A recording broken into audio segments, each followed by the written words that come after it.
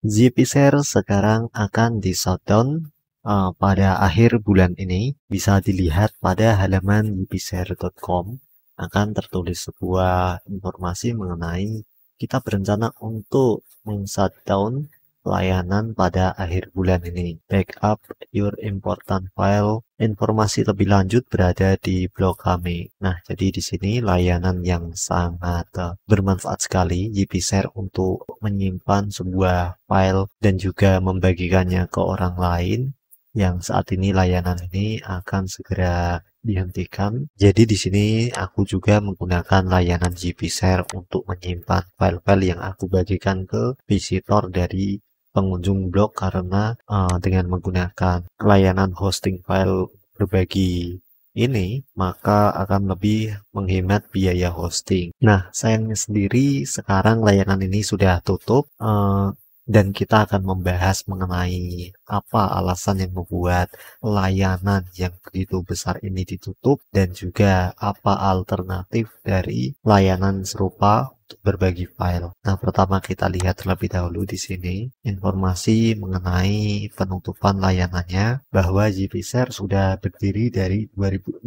Saat ini 2023 Maret akan segera ditutup. Nah, jadi di sini disebutkan alasannya bahwa market sekarang sudah berubah karena Gpshare merupakan layanan hosting gratis untuk berbagi file. Jadi dia tidak memberikan sebuah akses premium, misalnya seperti Google Drive yang memberikan sebuah langganan di mana kita bisa mendapatkan penyimpanan lebih besar dengan mengupgrade akun. Namun di sini sistem dari Gpshare sendiri tidak begitu, karena Gpshare lebih fokus dengan menampilkan iklan saja. Nah, semakin lama bahwa dikatakan pengunjung Gpshare dari waktu ke waktu semakin berkurang, dan juga muncul banyak layanan-layanan hosting file baru yang memiliki kualitas dan layanan yang bagus, membuat layanan ini semakin ditinggalkan. Di sini dikatakan no one need a dinosaurus like us anymore. Tidak ada yang membutuhkan dinosaurus seperti kita lagi di layanan yang jadul. Padahal ini sangat bermanfaat sekali kalau buatku. Jadi alasan lain ditutupnya layanan ini karena penggunaan ad blocker. Nah, ini menjadi masalah utama terutama untuk layanan-layanan yang hanya mendapatkan penghasilan dari menampilkan iklan saja. Karena Gpshare harus membayar server sebagaimana layanan lainnya, kayak blogger juga, termasuk aku membayar server.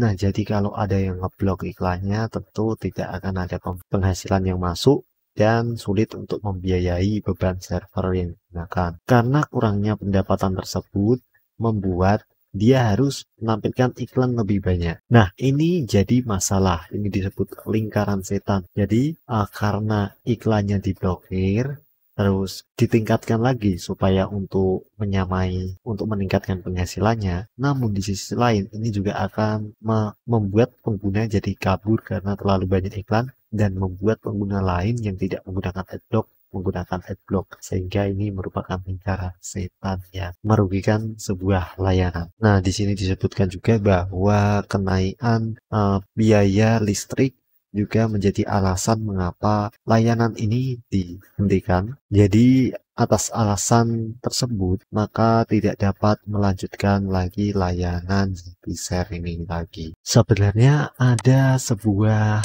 kemungkinan lagi yang membuat layanan ini berhenti, yaitu di sini beritanya bahwa sebenarnya pada bulan Maret, April, dan Juni tahun 2019 bahwa Gpshare ini diblok pada negara-negara bagian Eropa dikarenakan terkait masalah copyright.